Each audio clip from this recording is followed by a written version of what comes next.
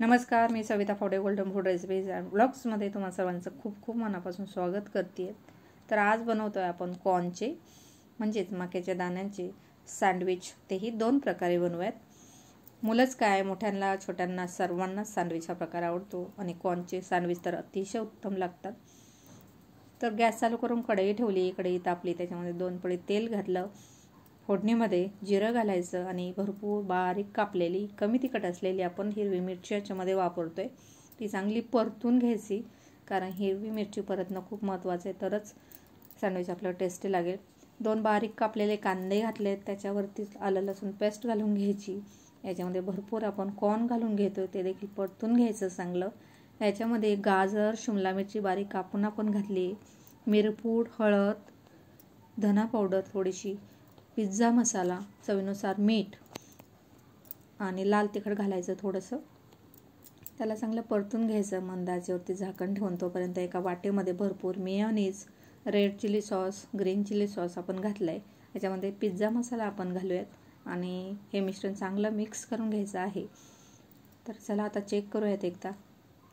हे आपलं कॉर्नचं मिश्रण चांगलं शिजलं गेलेलं आहे आणि याच्यामध्ये आपण घालतोय भरपूर टोमॅटो घालताना त्याच्यावरती मीठ घातलं आहे, कारण अगोदरच्या कॉर्नचं जे मिश्रण होतं त्याच्यामध्ये आपण मीठ वापरलं होतं, म्हणून टोमॅटो पुरतंच मीठ आणि थोडीशी साखर घालायची आहे.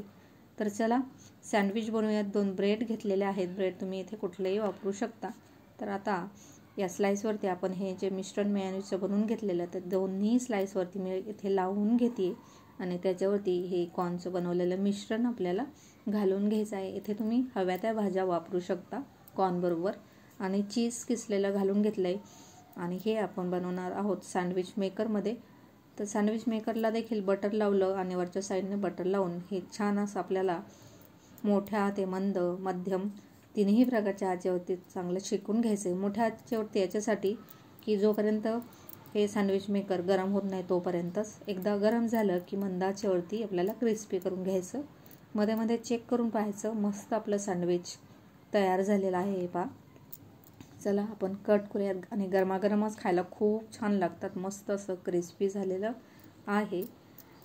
तुम्हाला मी कापून दाखवणार आहे आता सुरीने.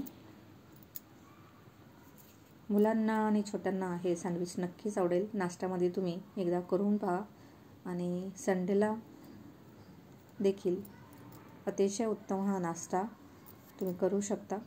हे पहा, मस्त असं वरून क्रिस्पी आणि आतमध्येपर्यंत छान असं मस्त सिंपल आणि झटपट होणारं हे सँडविच आहे. चवीलाही उत्तम. चला दुसऱ्या प्रकारचं आपण सँडविच करूयात.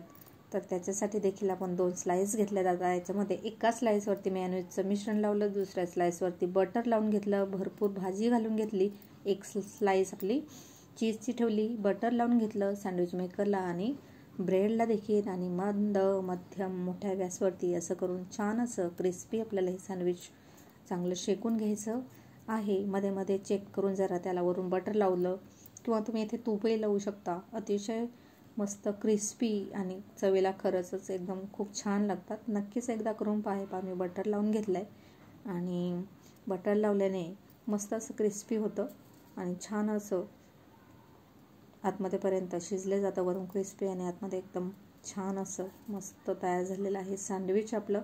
चला आपण याला देखील कापून घेऊयात. खूप गरम आहे, हाताला चटका बसतोय, तुम्ही बघू शकताय. मस्त असे आपले सँडविच तयार झालेले आहेत. तुम्ही तुमच्या आवडीनुसार याच्यामध्ये भाज्या ॲड करू शकता आणि तिखट मुलं खाणार असतील तर थोडंसं कमी करायचं. मला आशा आहे की आजचा व्हिडिओ तुम्हाला आवडला असेल तर प्लीज लाईक, शेअर, सबस्क्राईब. पुन्हा भेटू अशाच नवनवीन रेसिपीसोबत, ब्लॉगसोबत. तोपर्यंत नमस्कार, धन्यवाद.